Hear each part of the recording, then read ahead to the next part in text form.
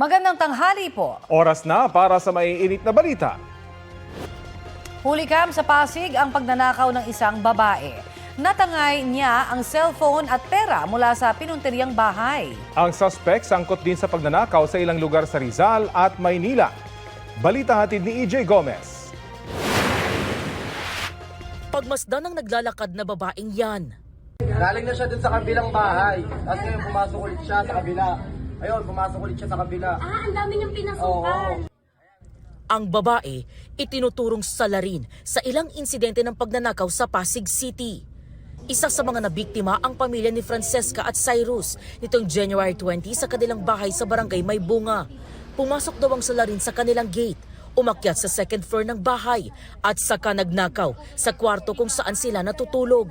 Humakbang po siya siguro mga 4 na hakbang mula doon sa pinto namin. Nakabukas na lang po yung kortina, maliwanag na po ang kwarto namin.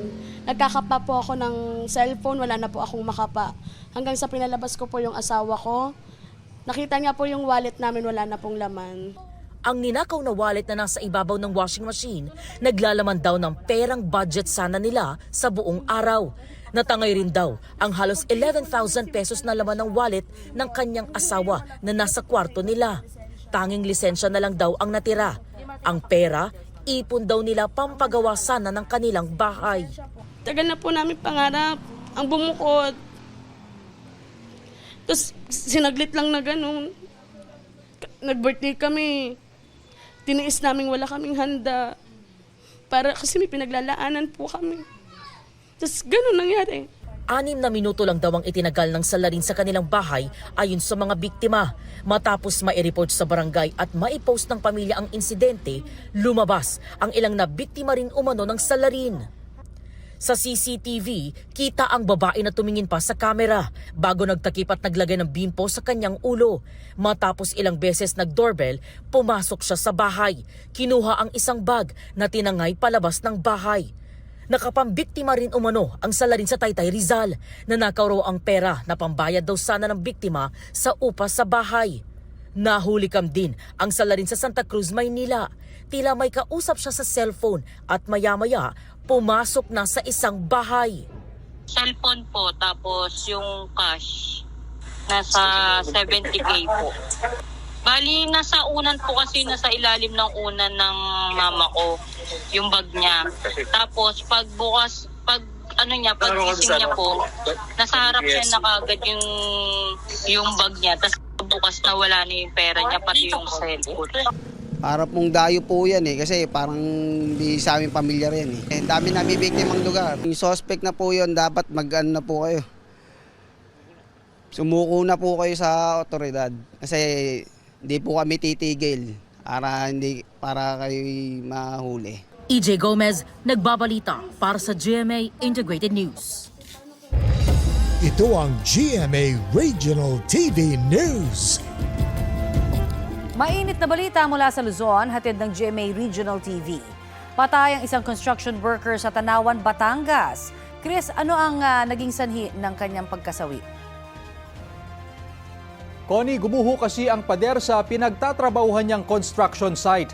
Sa investigasyon ng pulisya, nagtatrabaho ang biktima at isa pang kasama sa ginagawang nilang gusali sa Barangay 4. Nadaganan ang 2 lalaki matapos na gumuho ang pader dala ng malakas na hangin. Wala pang pahayag ang kaanak ng mga biktima, pati na ang pamunuan ng ginagawang gusali. Patuloy ang investigasyon.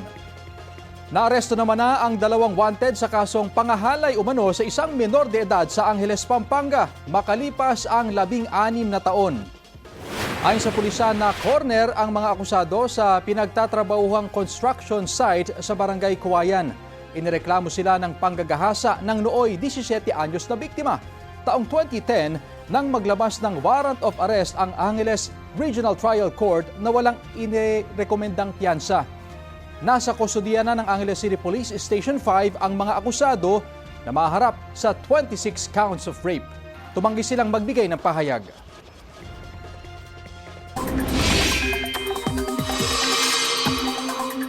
Binaha ang ilang lugar sa Pikit, Cotabato dahil sa thunderstorm. Muntik pasukin ng tubig ang ilang bahay sa Barangay Poblasyon kahapon. Tumaas din ang tubig sa kanal at umapaw sa kalsada. Kaya ang ilang residente agad nag-akyat ng mga gamit.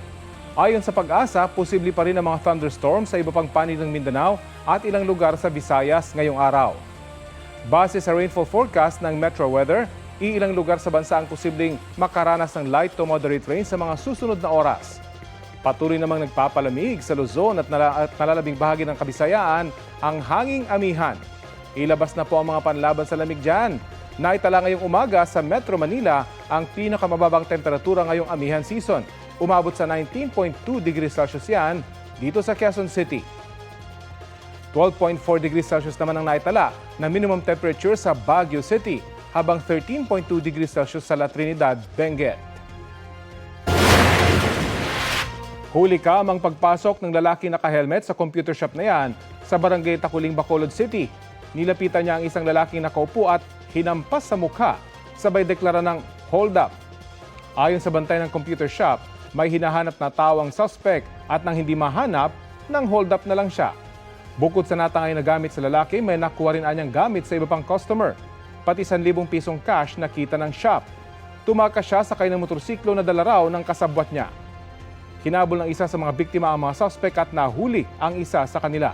Nabawi sa arestadong suspect ang isang cellphone habang natangay naman ng isa pang suspect ang ibang cellphone. Itinanggi niya ang krimen.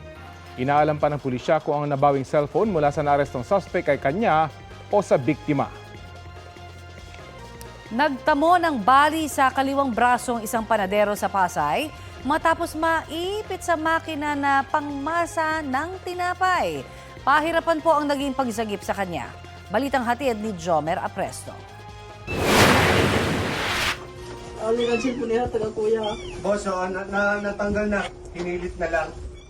Namimilipit sa sakit ang 21 anyos na lalaki habang inaalalayan ng mga tauhan ng Emergency Medical Services Team ng Bureau of Fire Protection. Ang lalaki, isang panadero na naipit ang braso sa dough roller machine sa pinapasukan niyang bakery sa Barangay 179 sa Maricaban, Pasay.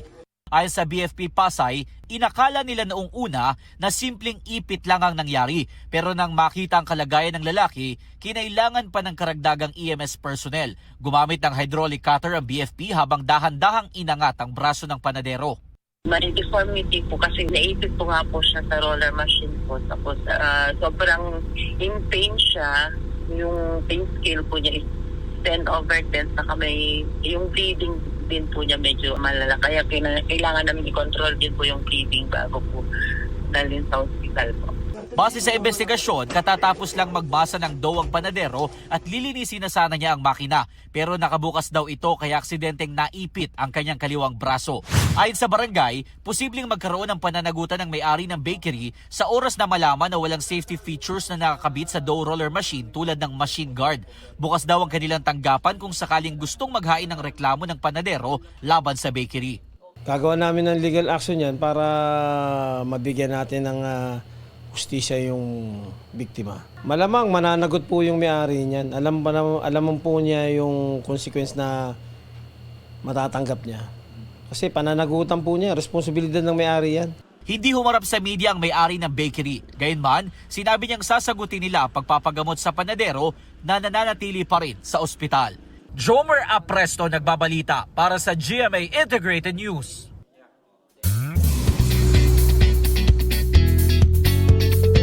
Webes latest na mga mare at pare, from real-life kilig, nasubok ang on-screen chemistry ng sparkle couple na sina Ashley Ortega at Mavi Legaspi. This March na mapapanood ang kapuso drama mystery series na Apoy sa Dugo. Pero bago yan, may crossover na ang karakter ni Ashley na si Angel sa isa pang GMA Afternoon Prime series na Hating Kapatid. May cameo scene siya with Tyrone played by her real-life boyfriend na si Mavi. Chika ni na Ash at Mavi sa inyong mare, extra challenge sa simula ng taping. Pero na-achieve naman ang intense at daring scenes na dapat ninyong abangan. Una, may konting awkwardness, tapos medyo kinabahan din ako kasi parang eto nga, first time namin magka-work. Pero habang tumatagal naman, nagiging okay na. And of course, working with someone you love is talagang, it makes you feel like home. pag nag-smirk na siya, matatawa na ako. But syempre, in the end of the day, we keep it professional. That was just like the first take. No need for any chemistry work or whatsoever. Sa ibang balita, inireklamo sa National Bureau of Investigation nang nagpakilalang driver at personal assistant ni Rian Ramos ang aktres at ang beauty queens na sina Michelle D. at Samantha Panlilio. Yan ay matapos daw siyang ikulong at bugbugin sa kondo dahil sa alegasyong pagnanakaw. Ayon sa abogado ni Ramos at D, sasagot sila kapag nakakuha na ng kopya ng reklamo. Balitang hatid ni John Consulta. Kasama ang Volunteers Against Crime and Corruption o VACC, nagtungo sa tanggapan ng National Bureau of Investigation sa Pasay City si alias Totoy, 40 anyos, na nagpakilalang driver at personal assistant ng aktres na si Rian Ramos. Inirereklamo niya ang kanyang amo, kaibigan nitong beauty queen actress na si Michelle D, 2 bodyguard at 2 member ng PNP. Kwento ng complainant, noong January 17, pagkagaling sa isang taping, bigla raw siyang persang iniakyat sa condo unit ni Ramos at D. Pinaamin daw siya tungkol sa angpaw na umunoy kinuha niya mula sa condo unit. Naglalaman daw ang angpaw ng ilang mga sensitibong larawan. Kinausap ako ng pulis, nasa iyo ba talaga? Sabi ko, wala po sir. Sabi ko, sa condo unit, kinulong daw siya ng 3 araw habang paulit-ulit na binubugbog ng 2 bodyguard ni D. Bigla pa kong hinatak ng 2 bodyguard. Tapos yun, nagbubugbog nila ako sa loob. Sinisipa ako, suntok, kahit sa gilid ng CR. Si D, kasama raw sa gumulpi sa kanya. Binugbog ka muna ni Michelle. Sino Michelle? Michelle D. Paano kanya binugbog? Pinatayo ako niya, tapos pinikmurahan ako, sabi niya, akin na. Sabi niya sa akin, para matapos ang ano natin, usapan, akin na yun. Tapos sabi ko, ma'am, wala po sa akin. Pag sabi ko, wala, titirahin na naman niya ako. Binugahan niya ako ng alcohol, buong katawan ko, pati mata ko. Tapos nung ginawakan niya dito, tinusok mata ko ng 2 daliri niya. Pati umano si Ramos, sinaktan din siya. Sinapak po niya ako dito. Medyo nakainom siya eh. Tapos binatukan niya ako dito, di ko mabilang, walang bisis. Pero giit ni Totoy, wala sa kanya ang hinahanap na larawan. Lumapit sa akin si Ma'am Rian. Ay, Ma'am Rian sa akin, ibigay mo na kasi yung isa na yun. Sabi ko, ma'am, wala po. Wala akong mamibigay. Sabi ko, kasi wala sa akin. Sa isang punto, may narinig daw siyang pag-uusap ng mga bodyguard. May narinig ako na atapusan nila ako. Atapusin mo lang buhay ko. Kaya tumalon ako. Saan ka tumalon sir? Sa 39th floor. Nung pagtalong ko po, pag-dive ko ng 39th floor sa bintana, sa kusina. Nag-dive lang ako. 25th floor, sabi ng guard. 25? Opo. May nawakan pa ko na lubid. Nung nakawag pa ko sa lubid, bukas pa yung 25th floor, nakapasok pa ko sa may kwarto, may kusina ng mga babae. Parang kwarto siya. Doon ako dumaan. At po pagbaba ko, mayroon na po nakabang doon yung OIC. Tapos yung bodyguard niya. Yung dinampot ulit ako, inakyat ako sa taas ulit. Noong January 19, dinala raw siya ni Michelle D sa istasyon ng pulis at inireklamo ng qualified theft. Doon, nakaranas daw muli siya ng pananakit. Sabi sa akin, bukuan mo kamay mo. Pinanyan ko sir yung kamay ko. Hinampas siya bigla ng parang sa arnis. Yung parang ano siya, kuwayan. Bigla itong sir na mula, mabas agad ng dugo. Tapos paglabas niya, yung isa naman medyo mataba na mababa na pulis. Pagpasok niya, nakachinilas lang kasi ako eh. Paka niya pa ako, didiin niya. Noong January 22, nakalabas daw siya ng police station, makarang i-dismiss ng Makati Prosecutor's Office ang reklamong iniyain laban sa kanya. Ipinakita sa amin ni alias Totoy ang mga sugat na kanyang tinamo na resulta umano ng ginawang pananakit sa kanya. We took recognition of the case kasi may timbang. Una, yung he was detained for 3 days. Tapos physically, sinaktan siya. Kung ang ebidensya ay nagbibigay para sampahan ng isang kaso, itong mga nasa likod ng krimen na kanyang binabanggit ay gagawin natin. Kasama rin sa kanyang inireklamo ang kaibigan ni Ramos at D na beauty queen na si Samantha Panlilio na nanakit din daw sa kanya. Ang kanyang reklamo, pininumpaanan niya sa NBI. Ayon sa abogado ni Ramos at D, sasagot sila sa oras na makakuha sila ng kopya ng reklamong isinumite ng complainant. Pero giit nila, wala raw insidente ng illegal detention dahil si alias Totoy daw ay residente rin ng kondo bilang driver ni Ramos. Ang huli raw insidente ng kanyang mga kliyente kay alias Totoy ay no maghain si D ng kasong kriminal para sa qualified theft laban kay alias Totoy. at nagsauli pa raw siya ng ilang gamit kay D. Wala raw maisip na ibang dahilan sina Ramos at D sa reklamo ni alias Totoy, kundi para makaganti sa kanila sa qualified theft case. As of the moment, we do not have a copy of the complaint yet. So we have to get a copy of the complaint first before we can answer all the allegations against our client. The last incident that he had with the driver of Rian is during the time na nag-file siya ng qualified theft. There were medical certificates before the arrest and meron din namang mugshots na wala namang nakita doon sa if there were the allegations of physical injury. Sinusubukan pa namin makuha ang panig ni Panlilio. John Consulta, nagbabalita para sa GMA Integrated News. Samantala, peke ang kumakalat na medical documents online na iniugnay kay Pangulong Bongbong Marcos ayon sa Malacanang. Sabi ng palasyo, hindi nakasaad sa mga dokumento ang kasalukuyang health condition ng Pangulo. Aktibo at patuloy raw ang Pangulo sa pagtupad sa kanyang mga tungkulin. Sabi rin ng St. Luke's Medical Center, peke ang kumakalat na medical records. Sa mismong pasyente, anila sila nagbibigay ng medical documents at hindi sa publiko, alinsunod sa Data Privacy Act. Naglabas din ng video ang Malacanang kagabi bilang patunay na patuloy ang paggaling ng Pangulo sa sakit na diverticulitis. Okay na. Ang giling ng mga doktor ko. Binigyan lang ako ng mga gamot. At saka patuloy pa rin yung aking antibiotics. Pero okay na ako. In fact, nakapag-EDC meeting na kami nung Lunes with most of the cabinet. Ito ang GMA Regional TV News. Balita sa Visayas at Mindanao mula sa GMA Regional TV. Patay sa pananaksak ang isang ginang sa Davao City. Sara, sino yung suspect sa krimen? Rafi, Mr. mismo ang suspect sa krimen at dahil umano sa selos.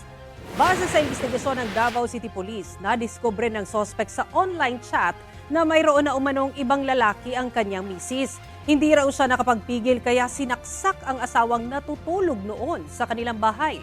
Sugatan naman ang nanay ng suspect na nagtangkang pigilan siya. Kalaunan na aresto ang 38 anyos na suspect. Kwento ng kapatid ng biktima, matagal nang sinasaktan ng suspect ang asawa. Itinanggi niya na may ibang kachat ang kapatid. Sasampahan ng reklamong parricide at frustrated parricide ang suspect na wala pang pahayag. Sabi ng Davao City Police, inaalam din nila kung gumagamit ng iligal na droga ang suspect. Sugatan ng isang pasahero matapos mabaril ng isang pulis sa loob mismo ng Iloilo International Airport. Sa inisyal na investigasyon, na-detect na may dalang kutsilyo ang pasahero sa kanyang bagahe na ipinagbabawal kaya kinailangang isailalim siya sa inspeksyon. Nang ipalabas na ang laman ng bag, doon na umano nag-iba ang kilos ng lalaki at tila ayaw nang makipagtulungan sa mga taga-airport. Rumesponde ang mga pulis at kinausap ang pasahero na nooy inilabas na ang kutsilyo. Hinabol pa raw ng pasahero ang isang pulis habang hawak ang kutsilyo kaya siya nabaril. Agad namang dinala ang pasahero sa ospital. Nagbalik normal din naman agad ang operasyon ng airport matapos ang insidente.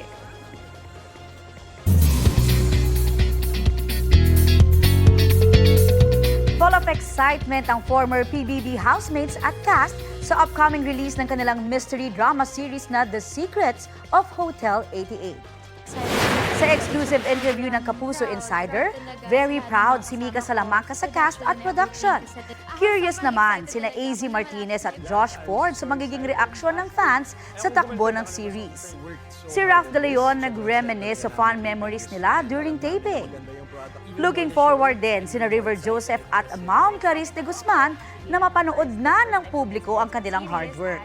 Chika pa ng cast, mas lalo silang naging close sa isa't isa dahil sa project. Idagdag pa raw dyan ang kanilang chemistry at dynamics na nabuo sa loob ng bahay ni Kuya. Ang The Secrets of Hotel 88 ay ang much-awaited reunion ng PBB housemates at collab series ng GMA at ABS-CBN. International Criminal Court is now in session. Rodrigo Roa Duterte.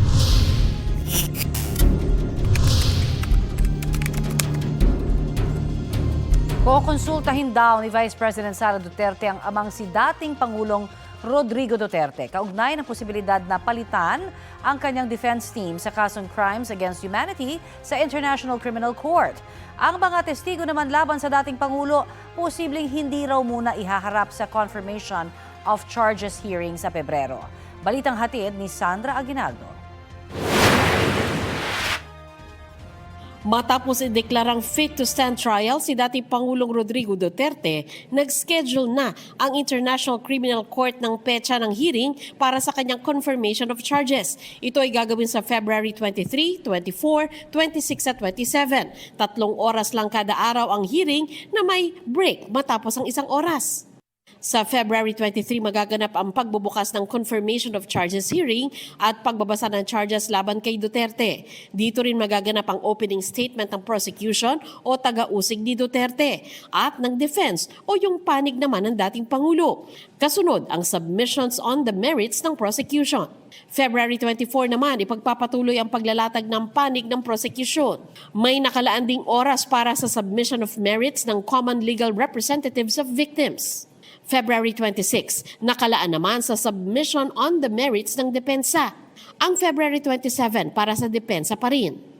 Binigyan ang depensa ng mas mahabang oras dahil ito ang unang pagkakataon na magpepresenta sila ng submissions sa merit ng case. Masusundan ito ng closing statement ng prosecution, common legal representatives of victims at depensa. Ayon kay Attorney Gilbert Andres, isa sa mga abogadong itinalaga ng ICC para kumatawan sa mga biktima, ilalatag nila sa ICC ang mga aniyay pinagdaanan at patuloy na paghihirap ng mga biktima at kanilang pamilya dahil sa drug war ni Duterte.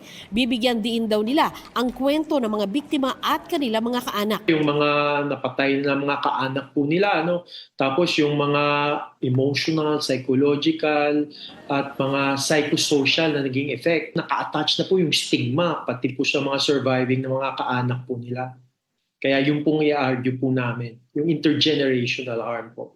Posible raw na hindi na muna nila iharap ang mga witness sa korte na gagawin daw nila sakaling matuloy sa mismong trial. Very rare na mayroong in-person na witness. Very rare na may live witness.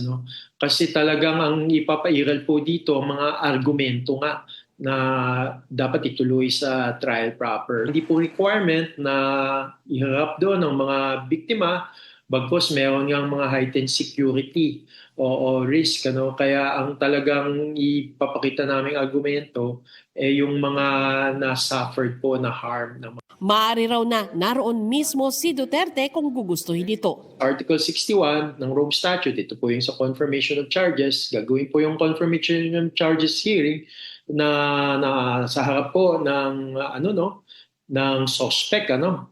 Pero meron ding provision sa Article 61 na the suspect may waive his or her right to be present. So, tingnan natin kung anong magiging desisyon ni Mr. Duterte at ng defense on that issue. Kaugnay naman sa napapaulat na posibilidad na magpalit ang abogado ang kampo ni Duterte at mag-file ng apela, tingin ni Andres, hindi ito magiging hadlang sa nalalapit na hearing. Meron po dong sinabi ang pre-trial chamber na maging handa po ang mga parties. Kung ano man pong mga pagrepasong gagawin ng depensa, hindi ko po alam yan, pero hindi po dapat yan maging hadlang para po sa pagtuloy na po ng Feb 23 confirmation of charges hearing. Natanong din tungkol sa posibleng pagpapalit ng abogado si Vice President Sara Duterte na nasa The Hague para dalawin ang kanyang ama. Oo nga, sinabi ko pala na itatanong ko yan. Nakalimutan ko siya. Sorry, I will ask that question from President Duterte. Wala pang bago impormasyon mula sa bise tungkol sa napag-usapan nila ng dating Pangulo. Sandra Aguinaldo, nagbabalita para sa GMA Integrated News. Ito na ang mabibilis na balita. Mahigit 3.7 million pesos na halaga ng dried marijuana ang nasabat ng Bureau of Customs sa Central Mail Exchange Center sa Pasay. Ayon sa BOC, idineklara bilang consumer items ang mahigit 2,000 gramo ng Kush parcels nang dumating ito sa bansa. Itinurnover na ang mga ito sa Philippine Drug Enforcement Agency para suriin. Patuloy pang inaalam kung sino ang nagpadala at sino ang tatanggap nito sa bansa.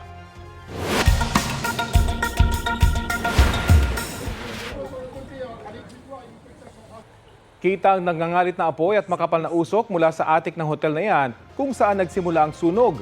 Ayon sa mga otoridad, mahigit 100 bumbero ang rumisponde. Bago yan, nakuhanan pa ng isang skier ang pagbalot ng maitim na usok sa nasabing hotel. Ligtas ang 70 staff at guest na iniligas muna sa ibang hotel. Walang nasaktan sa insidente. Inaalam pa ang sanhi ng apoy. Walang suot na helmet ang dalawang rider na yan na nahulikam at nag-e-exhibition na bawal po sa may Commonwealth Avenue, Quezon City. Nangyari yan itong Lunes ng gabi. Naplakahan na ng Land Transportation Office o LTO ang isa sa mga rider. Ang isa naman walang plaka ang minamanehong motorsiklo. Mabuti na lamang at wala ring nadamay. Oras na matunton, posibleng ma-impound ang dalawang motorsiklo. Posible ring masuspindi o kaya'y tuluyang bawiin ang lisensya ng mga rider. Paalala mga kapuso, sumunod sa batas trapiko at maging maingat sa pagmamaneho para hindi madisgrasya at hindi rin makadisgrasya ng iba.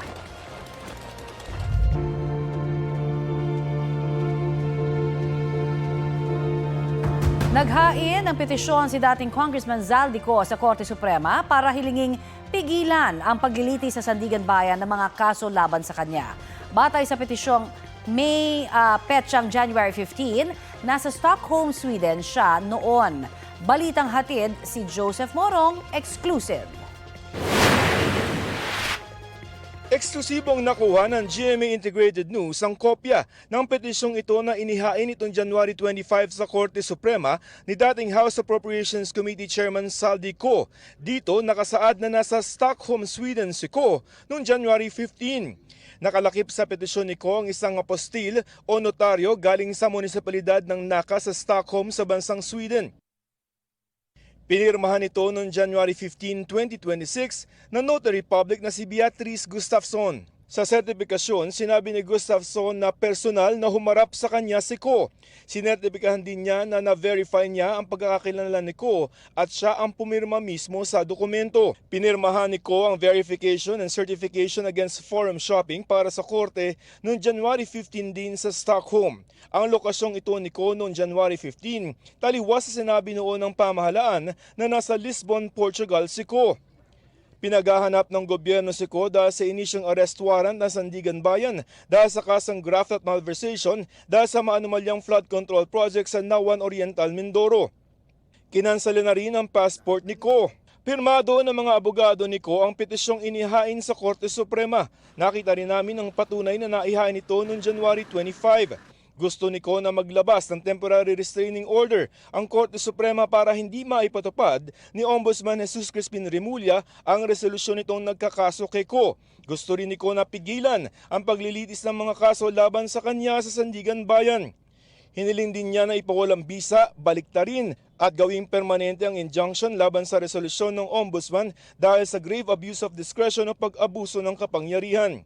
Sabi ni Ko sa korte, hindi raw siya nabigyan ng pagkakataon na sumagot sa mga aligasyon. Kung ang basihan daw ng Ombudsman ay ang interim report ng Independent Commission for Infrastructure o ICI, may karapatan daw si Ko na sagutin ang bawat isang pahayag o statement doon. Pero hindi daw siya nakapaghain ng counter affidavit dahil na naghain daw ang Ombudsman ng order to submit counter affidavit sa pinakahuling address ni Ko at wala siya doon. Hindi raw sumubok ng ibang paraan ng Ombudsman at itinuring ng tinanggap ang order na paglabag umano sa karapatan niya sa konstitusyon. Hindi rin daw binigyan ng akses sa mga abogado ni Ko sa kopya ng kaso sa kabila ng ilang beses nitong pagsulat. Minadali din daw ng Ombudsman ang kaso laban kay Ko. Binaliwala din daw ng Ombudsman ang finding ng ICI na wala itong inirerekomendang kaso laban kay Ko dahil meron lamang itong beneficial ownership ng kumpanyang SunWest na umano'y sangkot sa anomalya na hindi raw sapat para makasuhan o masintensyahan si Ko. Nanindigan si Ko na walang ebidensya na nagpapakita na sangkot siya sa sabwatan o conspiracy. Hindi rin daw tumakas si Ko dahil umalis siya sa bansa noong July 19, 2025 sa official medical leave. At ang galit daw ng publiko sa flood control scandal ay nagdulot ng banta sa kanyang buhay kaya hindi siya makabalik sa bansa. Hinihingan pa namin ng pahayag ang Ombudsman. Kinumpirma sa GMA Integrated News ng abogado ni Ko na si Atty. Ruy Rondain ang tungkol sa paghahain ng petisyon pero hindi siya tumugon sa mga tanong tungkol sa kasalukuyang kinaroroonan ng kanyang kliyente. Joseph Morong nagbabalita para sa GMA Integrated News. Naghain ng not guilty plea ang 3 sa mga kapwa-akusado ni dating Senador Bong Revilla sa graft case kaugnay sa questionableng flood control project sa Pandi, Bulacan. Inihain niya ni Bryce Hernandez, JP Mendoza at Cristina May Pineda na humarap kahapon sa Sandigan Bayan 4th Division. Naunang binasahan ng sakdal at nag-plead din ng not guilty ang kapwa nila akusadong si Emelita Huat. Si RJ Dumasig humiling na ipagpaliban ang kanyang arraignment dahil wala siyang abogado. Kasabay niyang babasahan ng sakdal sa February 9 sina Revilla at Juanito Mendoza dahil hinihintay pa ang resolusyon sa mga inihain nilang mosyon.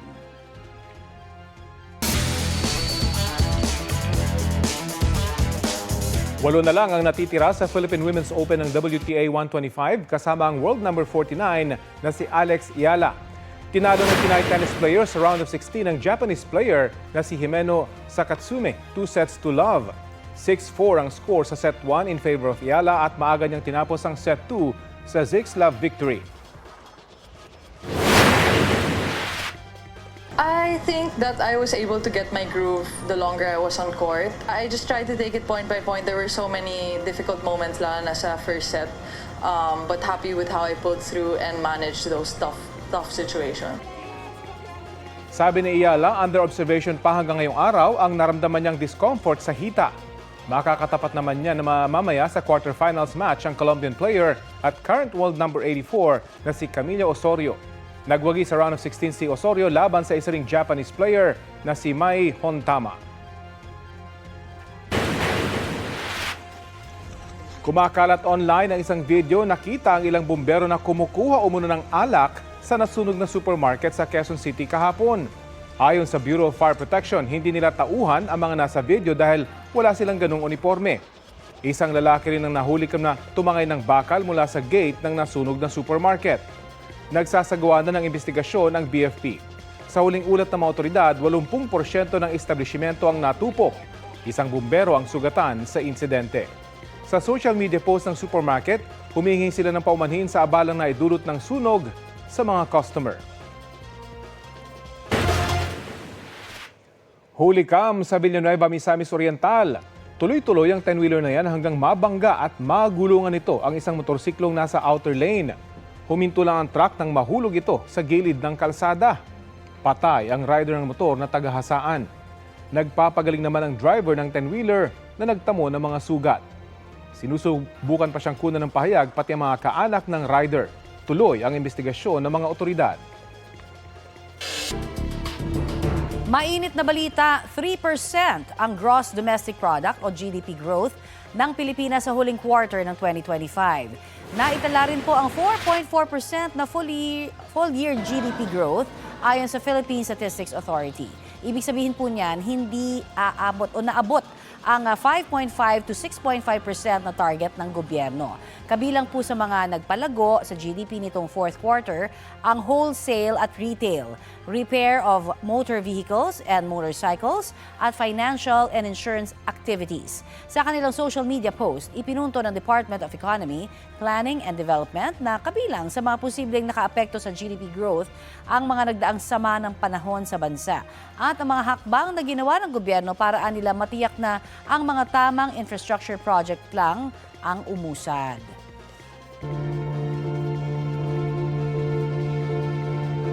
Aminado si DILG Secretary John Vic Rimulya na hindi nila na-monitor na nasa Stockholm, Sweden si dating Congressman Zaldico nitong January 15. Sector monitor niyo ba to? Hindi. Nagulat nga ako eh. Kasi naman yung lugar nila, gated community, madali tumakas rin doon eh. Kung tatago ka sa kotse. Ang EU kasi, ano na yan eh, borderless. Okay. So, hindi mo kailangan ng passport para umikot. So, kung nakarating man siya sa Sweden, sigurado yan by land, lumakbay siya papuntang Stockholm. It was probably a 2-day drive kung pupunta siya rin, o a day and a half by train. Mismo siya ang nagbibigay ng pupos. Nakasada na sa Stockholm si Ko noong January 15 batay sa kopya ng petisyon ni Ko sa Supreme Court na eksklusibong nakuha ng GMA Integrated News. Sabi ni Rimulya, sa panayam ng unang hirit, posibleng nakabalik na sa Portugal si Ko. Gagawa raw ng paraan si Pangulong Bongbong Marcos para kausapin ang Pangulo ng Portugal para mapauwi si Ko. Sabi rin ni Rimulya, posibleng nasa Cambodia o dito pa rin sa Pilipinas ang negosyanteng si Atong Ang na wanted naman para sa mga kasong kidnapping with homicide at kidnapping with serious illegal detention kaugnay sa pagkawala ng mga sabongero. Nasa Cordilleras naman daw si dating Bureau of Corrections Chief Gerald Bantag na akusado sa pagpatay sa broadcaster na si Percy Lapid noong 2022. At nasa Davao si Senador Bato de la Rosa na hindi pumapasok sa Senado mula Nobyembre matapos lumabas ang impormasyon na may arrest warrant na umano laban sa kanya mula sa International Criminal Court. Si de la Rosa ang PNP chief noong kasagsagan ng giyera kontra droga. Sinagot din ni Rimulya ang puna ni dating Senador Antonio Trillanes IV na tutukan dapat ni Rimulya ang paghahanap sa mga nasabing personalidad at bawasan ang pagpapapreskon. Siya nga nagtatago dati, di ba? Alam niya kung gaano kahirap hanapin. Alam niya yun. Tumulong na lang sana siya.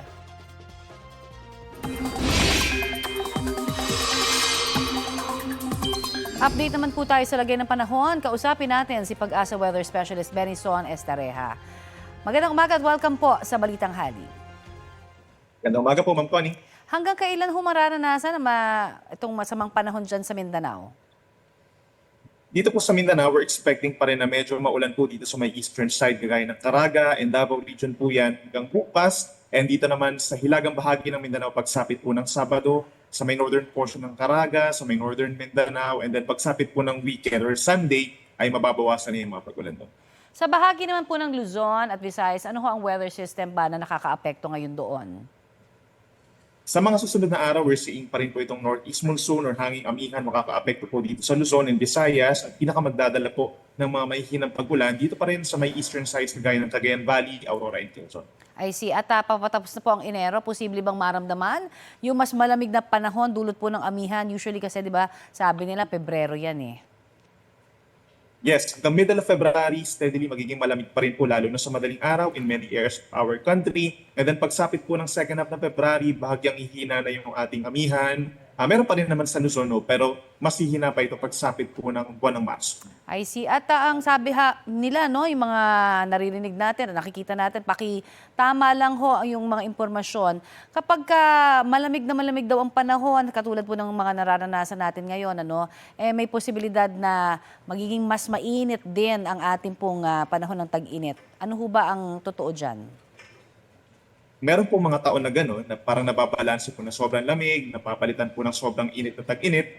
Then meron mga taon din po na hindi naman kalamigan for example, kapag ganito panahon ng amihan and then pagsapit po ng panahon ng tag-init hindi rin kainitan or mas mainit pa actually. So iba-iba po yung years na meron tayo in terms of our temperatures at depende rin po yan sa presence ng ibang mga weather systems kagaya po ng, for example, kapag merong El Niño phenomenon, definitely maring mas mainit po yung temperatura by the latter half of the year. Sa atin po bang taya, ano ba ang nakikita natin? May sama ho ba ng panahon na papasok naman sa atin ngayong pong Pebrero? For February po, ang forecast natin na bagyo po ay 0 or 1. So maliit lang yung chance or bihira po na nagkakaroon tayo ng mga bagyo tuwing Pebrero pero hindi po siya imposible. At ano ho ngayon ang pinakamalamig na naitala po natin na lagay po ng panahon kaya na maasahan pa natin until sabi nyo nga mid-Feb, mas lalamig pa ito. Yung forecast po natin na mga minimum temperatures for February, it's halos similar lang po dun sa mga minimum temperatures for January, pero mas na-achieve po ito during the first 2 weeks of February po, For Baguio and yung mga nearby areas po sa Cordillera regions, maring nasa 9 to 11 degrees po yung mga minimum temperatures natin, habang dito naman sa Metro Manila, mga 19 to 20 degrees pa rin. At ito ho ay within, kumbaga, normal pa naman na ganito parati ang inaasahan sa ganito pong panahon. Wala pa namang effect, sabi nga nila, yung climate change kaya na minsan nakikita ho natin sa ibang bansa, talaga nag-iiba na rin talaga yung kanila pong panahon doon eh.